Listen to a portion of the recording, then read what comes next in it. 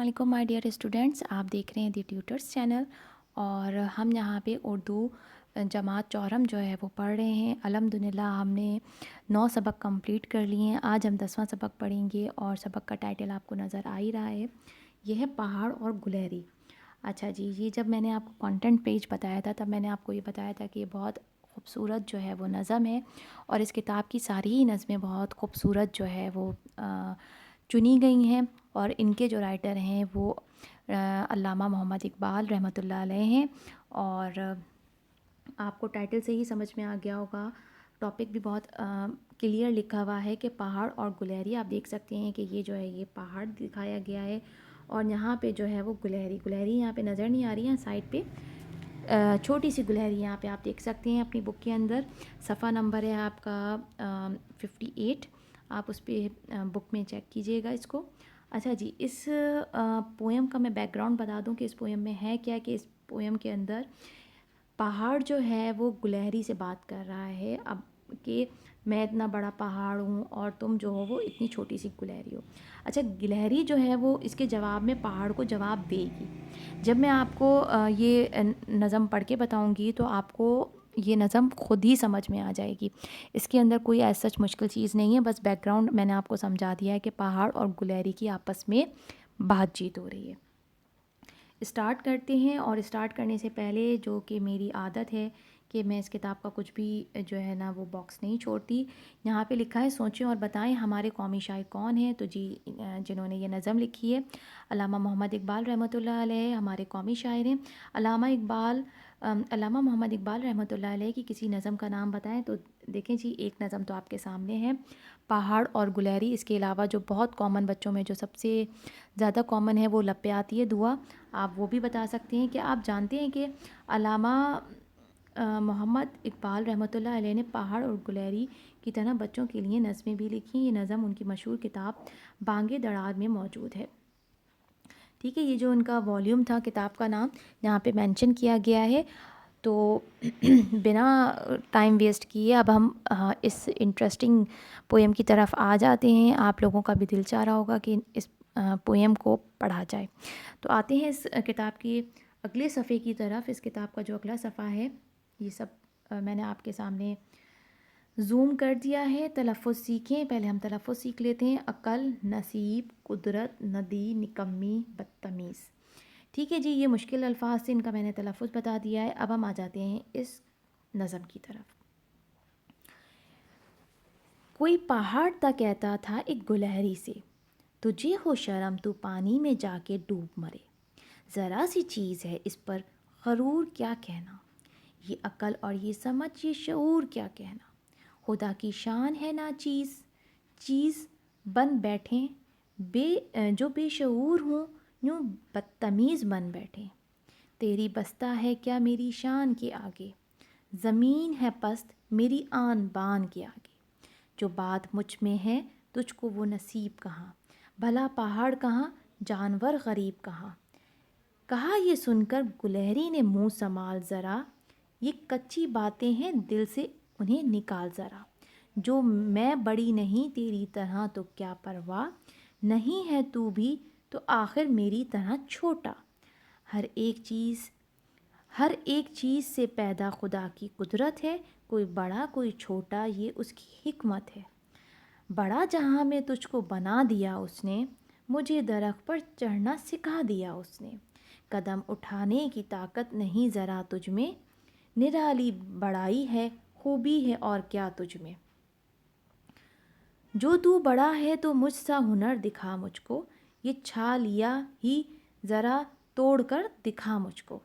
नहीं है हर चीज़ निकम्मी कोई ज़माने में, कोई बुरा नहीं कुदरत के कारखाने में। तो जी अल्लामा मोहम्मद इकबाल रहमतुल्लाह अलैह, यहाँ पे इनका नाम भी लिखा हुआ है। तो शुरू में जो है वो पहाड़ जो है वो अपनी बड़ाई शो कर रहा है, शुरू के जो स्टैंजाज हैं यहाँ तक। तो उसके अंदर जो है पहाड़ गुलहरी को कह रहा है कि तुम इतनी छोटी सी हो और मैं जो हूँ इतना बड़ा सारा पहाड़ हूँ। और उसके जो दूसरा वाला जो पोर्शन है इसके अंदर क्या कर रही है गुलहरी जो है वो जवाब दे रही है। यहाँ पे जो है वो गुलहरी जवाब दे रही है और इधर जो है वो کیا کہتے ہیں پہاڑ بات کر رہا ہے. ٹھیک ہے جی, موو کرتے ہیں اب ہم اپنے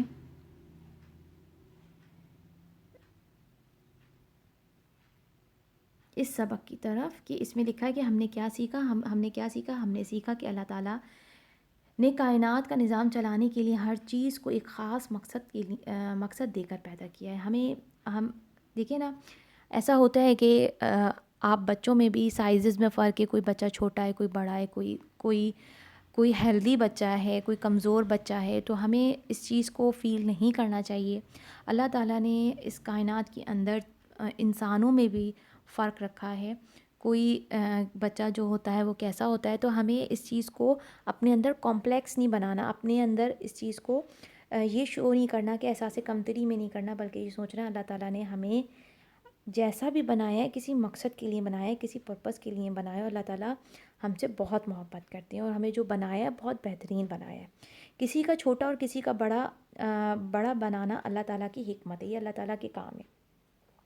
دنیا کی کوئی چیز بیکار پیدا نہیں کی گئی. اللہ تعالیٰ نے جو کچھ بھی دنیا میں پیدا کیا گیا ہے وہ بیکار نہیں ہے, ہر چیز کا ایک پرپس ہے. یہ بات میں نے آپ کو پہلے بھی بتائی تھی کہ جہاں کے اندر جو قدرت کے اندر جو مکھیاں ہیں, مچھر ہیں, اللہ تعالیٰ نے ان کو بھی کسی مقصد کے لیے بنایا ہے.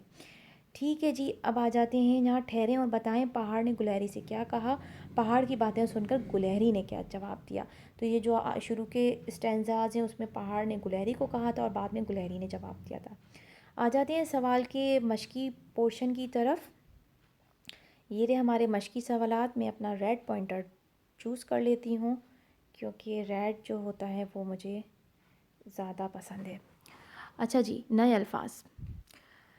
ان الفاظ کے معنی سمجھیں اور جملے بنائیں. اب آپ نے کیا کرنا ہے, ان میننگز کو اچھے سے آپ نے سمجھ لینا ہے اور ان کو جملوں میں یوز کرنا ہے.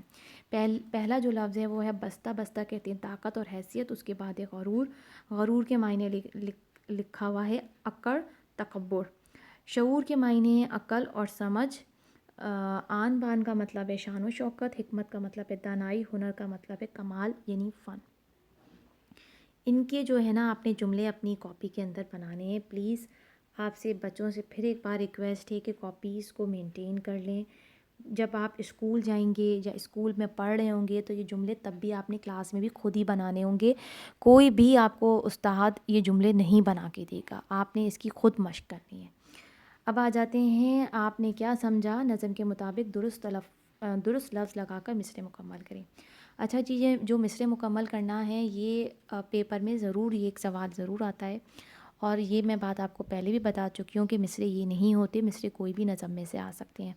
تو نظم کو ہمیشہ 2 سے 3 دفعہ پڑھ لیا کریں. اچھے سے پڑھ کر سمجھ لیں گے تو پھر آپ ان کے لفظوں کو بتا سکیں گے. کوئی پہاڑ یہ کہتا تھا ایک ڈیش سے. پہاڑ کس سے بات کر رہا تھا؟ گلہری سے. خدا کی شان ہے ناچیز ڈیش بن بیٹھی. خدا کی شان ہے ناچیز چیز بن بیٹھی. تیری ڈیش ہے کیا میری شان کے آگے. تیری اوقات ہے کیا میری شان کے آگے. مجھے ڈیش پر چڑھنا سکھا دیا اس نے. ٹھیک ہے, مجھے درخت پر چڑھنا سکھا دیا اس نے. اور یہ شعر کس نے کہا تھا؟ گلہری نے کہا تھا پہاڑ سے. یہ ڈیش ہی ذرا توڑ کر دکھا مجھ کو. تو یہ کون جملہ کہہ رہا تھا؟ یہ گلہری کہہ رہی تھی پہاڑ سے, یہ چھالیاں ہی ذرا توڑ کر دکھا مجھ کو. ٹھیک ہے جی, یہ میں نے آپ کو مصرع بتا دیے ہیں.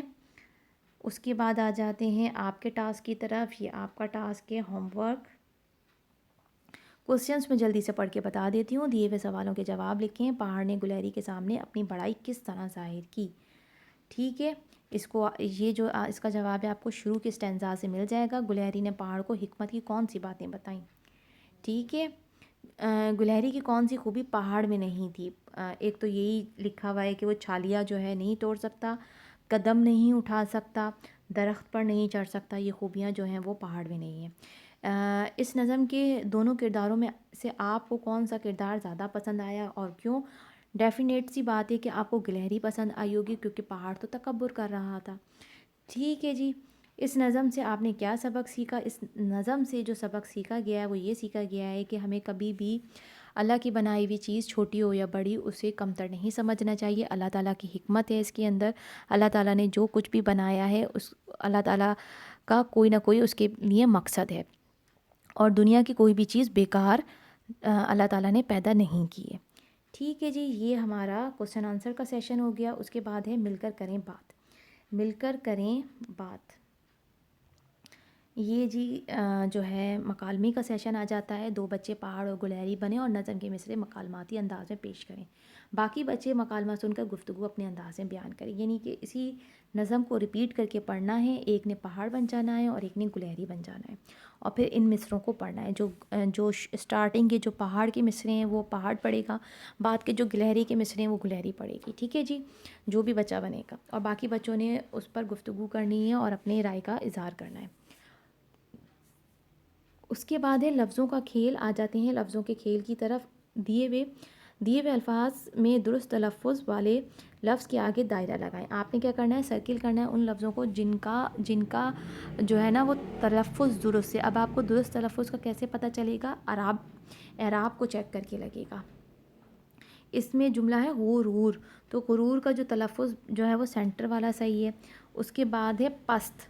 پست میں جو ہے نا پہ زبر آتا ہے, پست. پست نہیں ہوتا, پشت نہیں ہوتا, پست ہوتا ہے. اس کے بعد ہے شعور, تو شور نہیں ہوتا, شیور نہیں ہوتا, بلکہ شعور ہوتا ہے.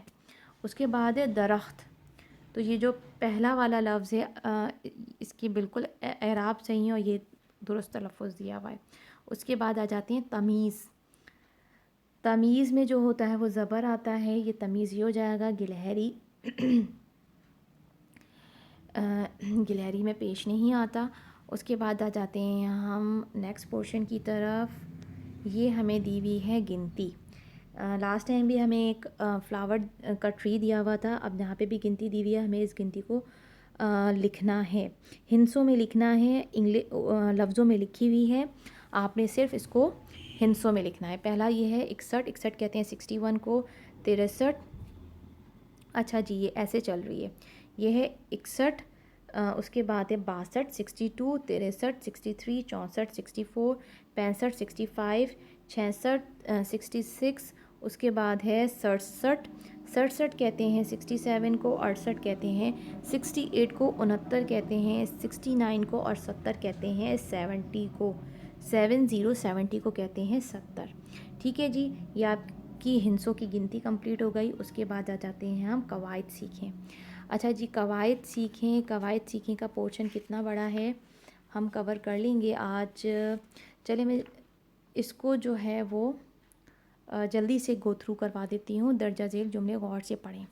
اچھا جی, یہ جملے غور سے پڑھیں. آپ کیا کرتے ہیں, آپ کا اسکول کہاں ہے, اس گھر میں کون رہتا ہے. یہ جو جتنے بھی سینٹینسز ہیں اس کے اندر آپ دیکھ رہے ہیں کوسچن مارک یوز ہو رہا ہے. ٹھیک ہے, کوسچن مارک ایسے بنتا ہے.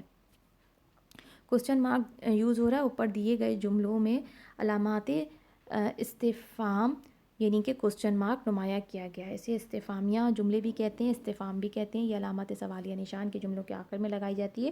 جن جملوں میں کوئی بات یا سوال پوچھا جائے انہیں استفہامیہ جملے کہتے ہیں, اور ان کے آخر میں علامات استفہامیہ جاری کی جاتی ہے. اس طریقے سے کوسچن مارک لگا دیا جاتا ہے.